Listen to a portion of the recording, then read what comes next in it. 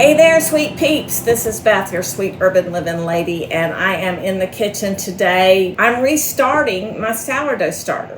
Why, you may ask? So, Mr. Sweet and I are believers in Jesus, and we follow some of the Hebrew feasts. We like to keep the Passover. We've been keeping Passover and having a Seder for 20, maybe 30 years now. And we believe that keeping the feast, the festival days, and the appointed times in the scripture is a great way to remember what God did for his people in the past, and we are his people, to remember what he is doing for us today, to help us to see and be grateful, and to rehearse the things to come. And so when this past Passover came, it was really hard because I have made breads for many years, but I've always made yeast breads where I buy the yeast. And so going through the process of getting the leaven, getting the bread products and the things that have yeast or leaven in them, it was like, okay, I'm throwing away money. So we were always trying to make sure we finished whatever products we had in our house, so we didn't have to throw them away or waste them. And some people like, well, can't you give it away? And I'm like, well, but the problem with giving your leavened products to someone else, in my mind, is it's a symbol of sin. And the reason that we get rid of the bread products right before Passover is because we want to be aware of and practice the getting the sin out of our lives. So why would I want to give my sin to someone else, right? Does that make sense? So I'm sitting here going, this is the first year I had sourdough starter in my house.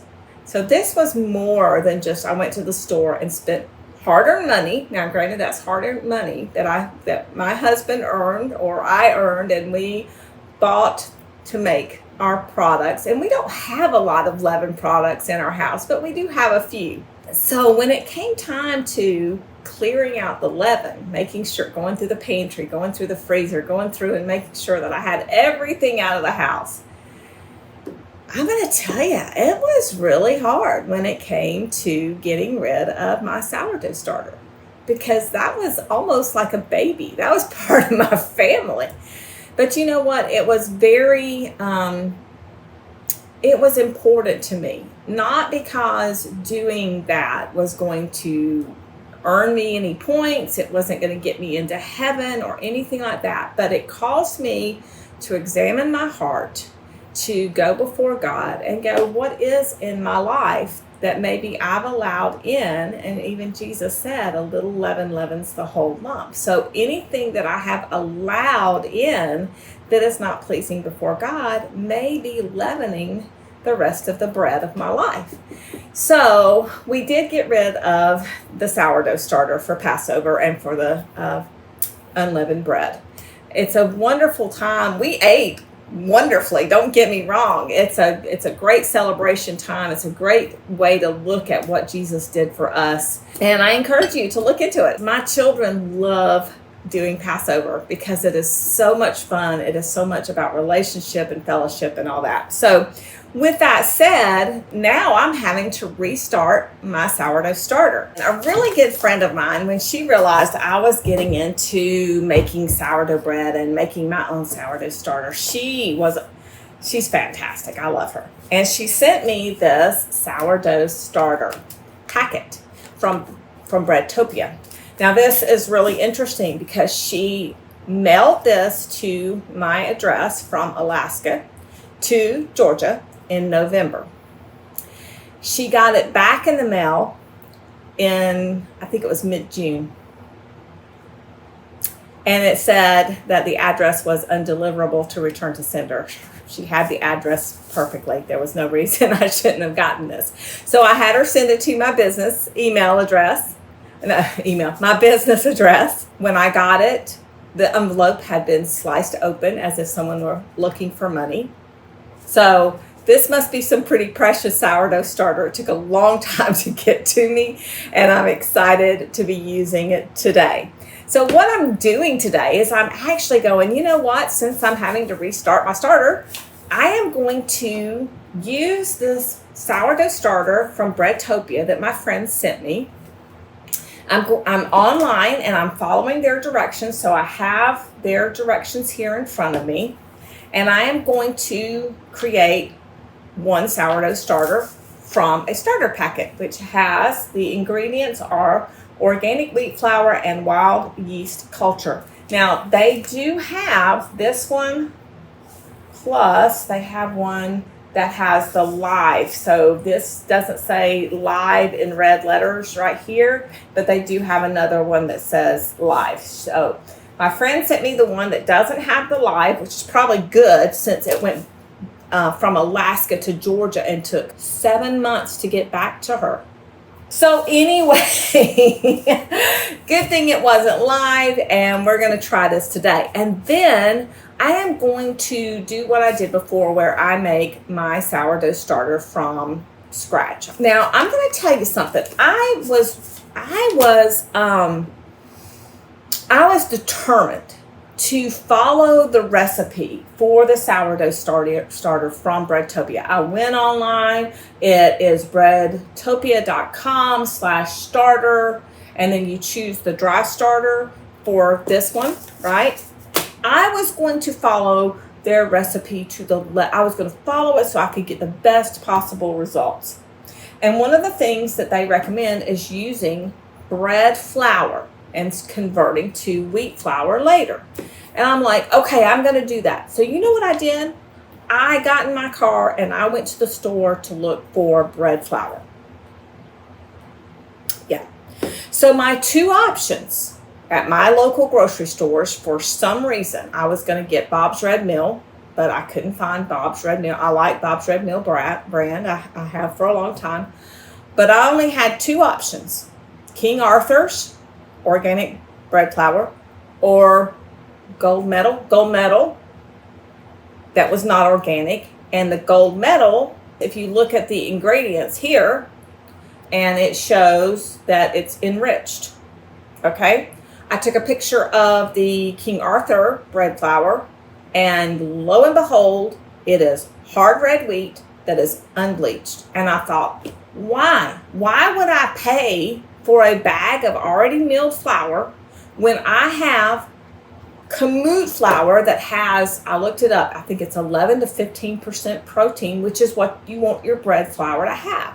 So why would I do that? I couldn't do it.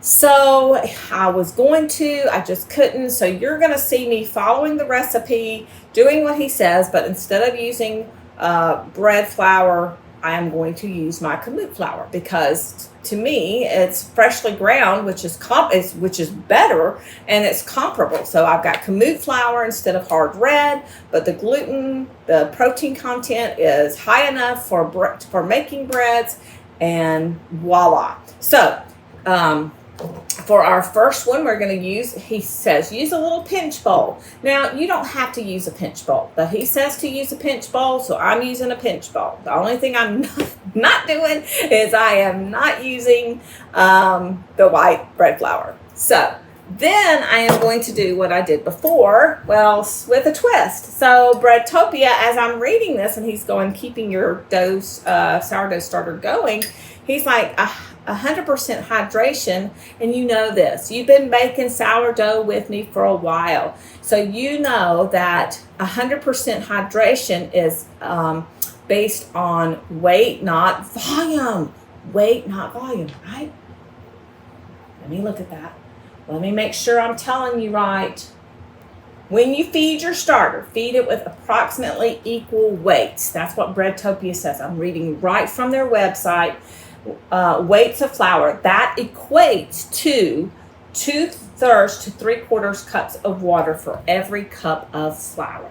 So one of the things I learned when we first started this, and I'm telling you, we had some really good bread, and then I learned to use a levain and all that kind of stuff. But I'm going to follow Breadtopia's of using, since I'm using my measures, I'm going to do 2/3 to 3/4 cups of water to 1 cup of flour.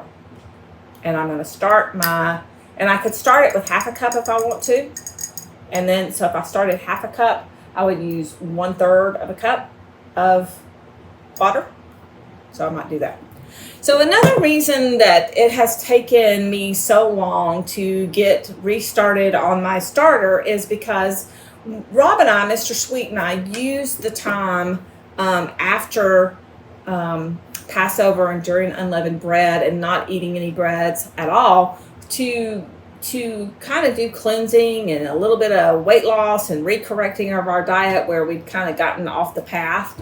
And so I just didn't start making it. And then we had our herbal boot camp, and then we had this, and then we had that, and then life is going on. So it's taken me a little while to get back to it. But I'm really glad to be back to this now. So let's start with the Breadtopia's method of making the sourdough. Now they send you this entire, I'm just now opening it, you can see. They send you this packet of sourdough starter. And I probably need to share this with somebody because when you start with this, their recommendation, I don't know, maybe there's just enough for me. Okay, it says, when you're doing this, day 1, so this is going to be a little bit of a series. Day 1, in a pinch bowl, soak 1 1/2 teaspoons of dried starter in a tablespoon of lukewarm purified spring water. Purified or spring water. I have purified water and it is lukewarm. So we're going to start with 1 1/2 teaspoons. So I've got my 1/2 teaspoon, so I'm going to measure that out 3 times. So 1, this is the half measure, 2, 3. Okay, after we do that, we soak it in 1 tablespoon of lukewarm water for a few minutes. We want it to soften. Okay, so I've already have my lukewarm water. 1 tablespoon of lukewarm water. Okay, now we're just going to let that soak and soften. And while we do that, we're going to move on. And we're going to do the sourdough starter where I use my Kamut. I use water. I'm not going to, it doesn't have any yeast. It's going to capture the yeast from the air. Okay, so I'm going to do 1/2 cup.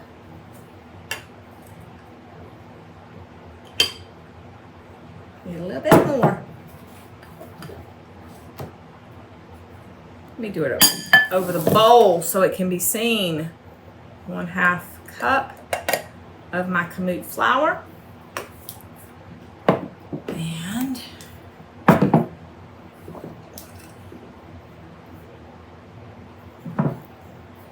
1/3 cup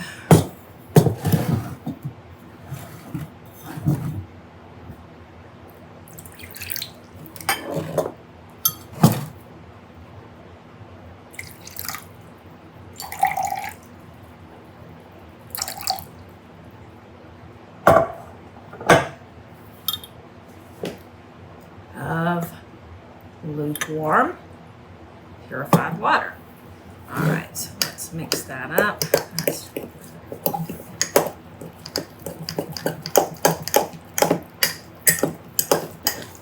really kind of thick there.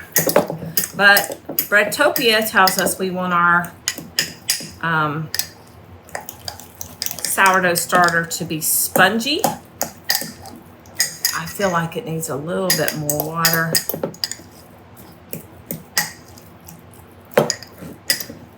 But we're going to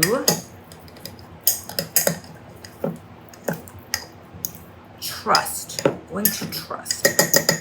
Okay. That's coming along nicely. We'll come back to that in just a minute.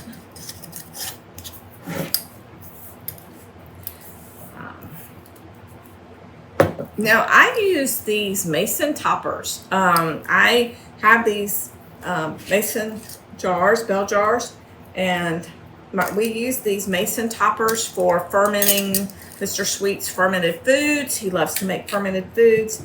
But this way, I can use the topper. I can wash it. It's not airtight, so it's getting air. And some people take like a marker and they mark their jar, and that's cool. I am just going to take this.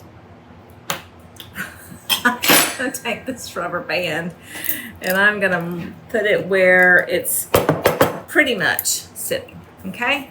And we're going to, it's afternoon here, so we're going to feed this twice a day for the first 3 days. And now I'm going to use a different fork. I brought 2 forks. It looks like this is softened. Yeah, right. This is nice and soft. And so now we go to Breadtopia. And we take 1 tablespoon all-purpose or bread flour and cover with plastic. Okay, so now we're going to take our tablespoon. I'm going to use this so it's not quite so clangy.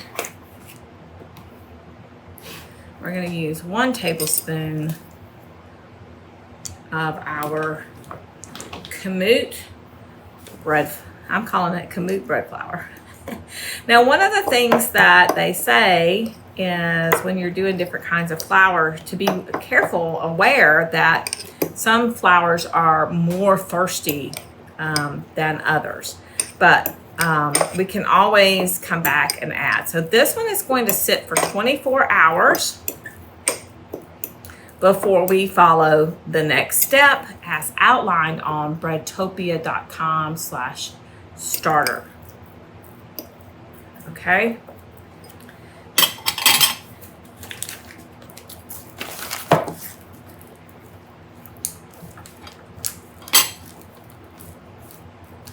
It doesn't have to be airtight, but you don't want anything getting in it. And I do have a little bit of starter left, so I could share it with somebody. Maybe one of my daughters is interested. I just took this out of the bag because what I'm going to do is I'm going to put the date and the time so that I can come back tomorrow in about 24 hours and do the next step.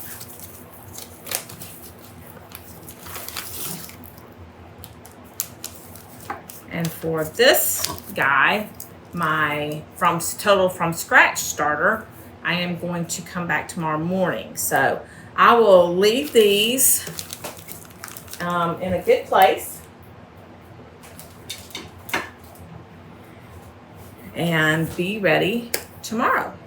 Okay, we are back on day 2 of starting our restart sourdough, where I'm comparing the Breadtopia and starting from scratch myself with Kamut and water. And so far, it looks really good. Look at the nice little bubbles we've got going there. This, I'm taking it out of the bag. Looks nice and spongy, as they say. Yeah, nice and spongy. And now, following the directions on our Breadtopia website, not my Breadtopia's website, okay. But in day 2, it says to the above, to this little guy right here, we are going to add 1 tablespoon of flour and 2 teaspoons of water and stir it and then let it continue to sit. So we have our starter. We're going to do 1 tablespoon of flour and 2 teaspoons of water. So 1 tablespoon. I was a little shy on that. Add a little bit more. 1 tablespoon of flour. And I have a little bit of water here that I'm just going to take 2 tablespoons. It's tepid. It's kind of a little bit warm. So 1, 2. I've got a whole fork. Let's stir it up. I would definitely call this spongy. Yeah, look how spongy it is. Okay, so the rest is fairly easy as far as this is concerned. We are going to just let it sit now for another 24 hours. Actually, I was a little bit late by about 30 minutes getting this on, but that's okay. I don't think that 30 minutes is going to be a problem. So, all right, we put the date and time on again, and tomorrow we will be back to add a little bit more flour and water. Now, with the recipe from Mary's Nest that we got, she said do, equal amounts flour and water, and it doesn't matter if you use half a cup or a full cup or 3/4 cup or quarter cup, whatever you want to use equal measure. I had fairly successful sourdough using that recipe, but I never got the rise I really wanted, so I tried using the levain, and you can watch where I discover the levain and use it and how that improves my sourdough bread. And then I'm reading on Breadtopia.com. So again, shout out to my friend, because doing this experiment has caused me to read more. And one of the things they say, which I've already covered, is you want to do your measurements on weight, not volume. I have a scale. I use a scale. So what we want to do is we want to use 2/3 to 3/4 cups of water for every cup of flour that we're using in our sourdough from scratch. Now, it's been a while, of course, since I started my own starter from scratch. And so I was thinking I needed to do something with it today, but that's not true. Today, we're just letting it continue to sit. Tomorrow, it'll be time to come in and take some discard out and add some more flour and water. And we're going to use the ratio based on weight, not volume, when we do this tomorrow. So we'll be back tomorrow for day 3. It is day 3 on my restarting the starter. So welcome back. We're going to check out the starter. Make sure that both of our starters are spongy. So I have these oranges here because I'm doing another experiment. But right now, let's look and see. Yeah, that looks spongy. That's the starter that we got from Breadtopia.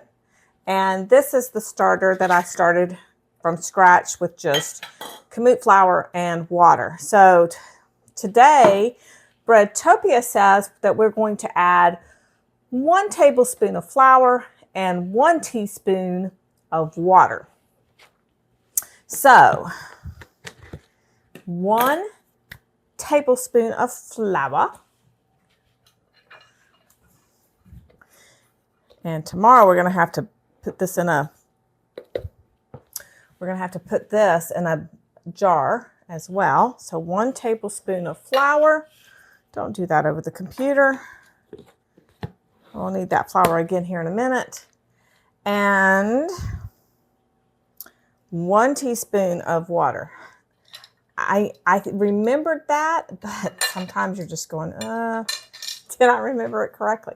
Okay, so I have 2 measuring cups of water. I'm using this one that's half a teaspoon.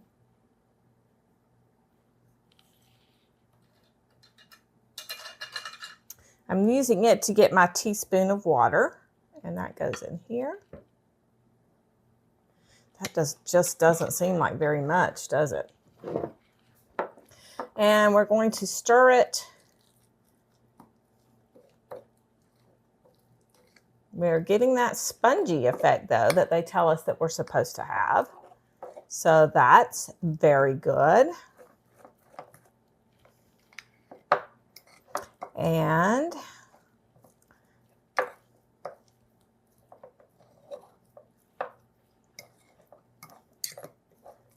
there we go.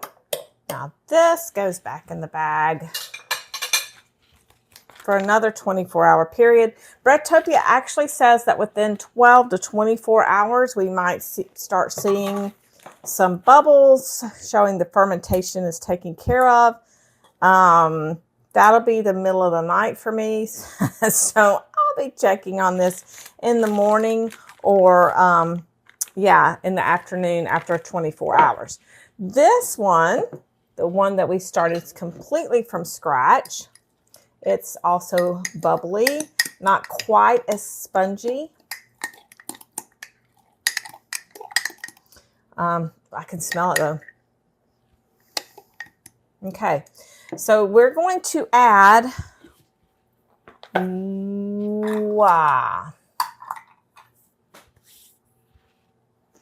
We're going to add 1 cup of, let's add, since I have a small jar, let's add 1/2 cup of flour, which means we'll only need like 1/3 of a cup of water. So I was thinking of doing more, so I came with 3/4, but I'm going to pour this in here. 1/3, and that is about 1/3 cup of water that we're going to put in here. And I like the 1 cup because when we were stirring it, when I was stirring it earlier, it wasn't as spongy as the Breadtopia starter. So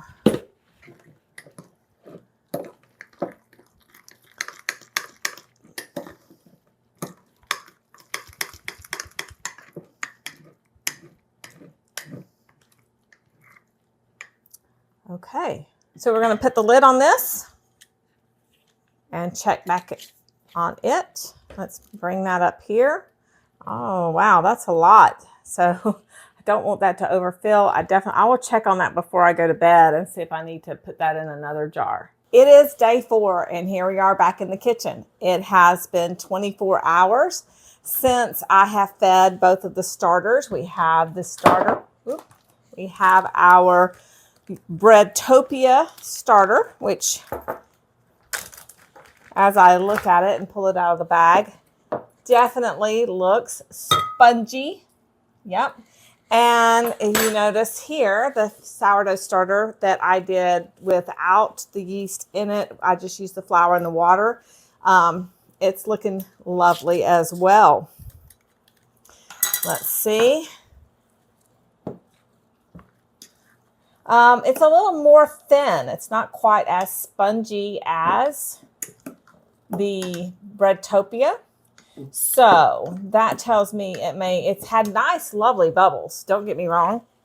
And it smells nice and yeasty. And as you look, I don't know if you can see the bubbles in here. It's not as spongy as the Breadtopia. So that's the ideal that we're looking to get, is we're looking to get spongy. But today it's time to put our tiny bit into our large jar. So I've got these separated, and I'm taking the Breadtopia sourdough starter, and I'm putting it in this larger container. I washed my hands, I promise. You know what? This is one of those times that calls for one of my little handy dandy spatulas. It's almost July, but I'm still using my spatula because it gets that. I can put that in there. All right. Now, the Breadtopia recipe says so we did day 3 yesterday, and then it says after 12 hours you should have a spongy starter. Continue to build the starter once or twice daily feedings until you have a sufficient quantity to use for baking. You may double or triple the quantity of starter with each feeding. Feeding with approximately equal weights of flour and water will result in a good starter. Okay, so they're not saying to discard anything. So we're putting the entire little bit in there. So we're going to follow and use the Breadtopia's suggestion of 1/3 cup of flour,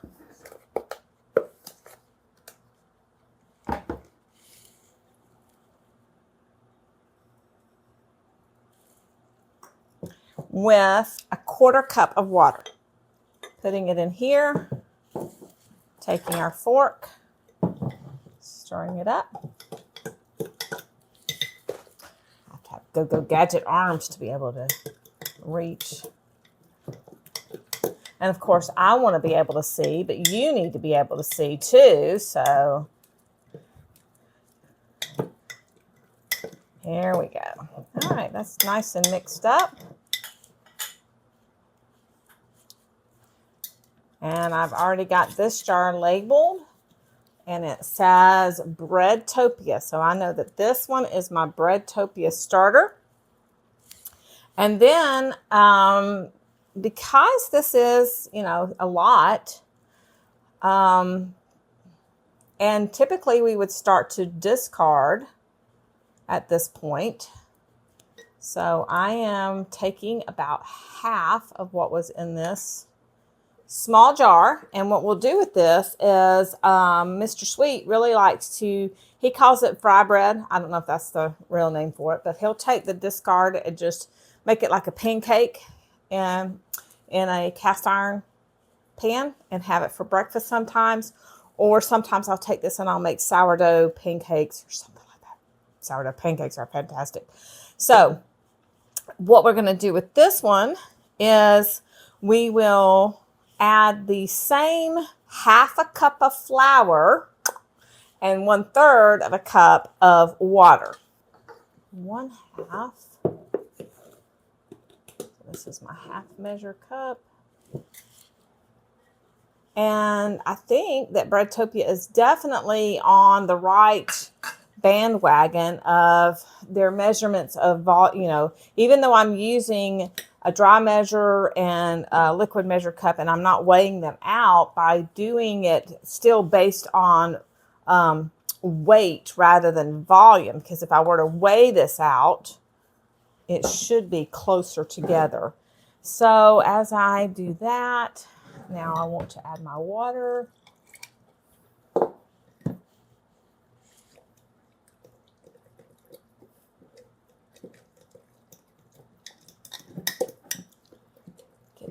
I need to get, there's powder down in the corners. I need to get that out, mix it in well, get all the flour in together.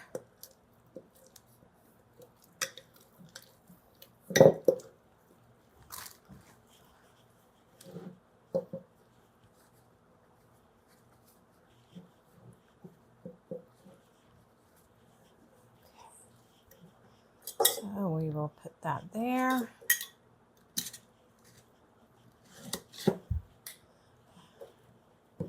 There we go for that. And for the, what we would call discard now, I'm not actually discarding it. I'm not going to throw it away.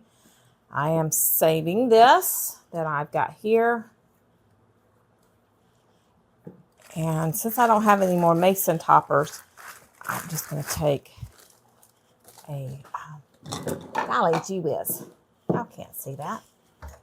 Take that and put it on like that. That way there's, nothing gets in it. It's doesn't have to be airtight.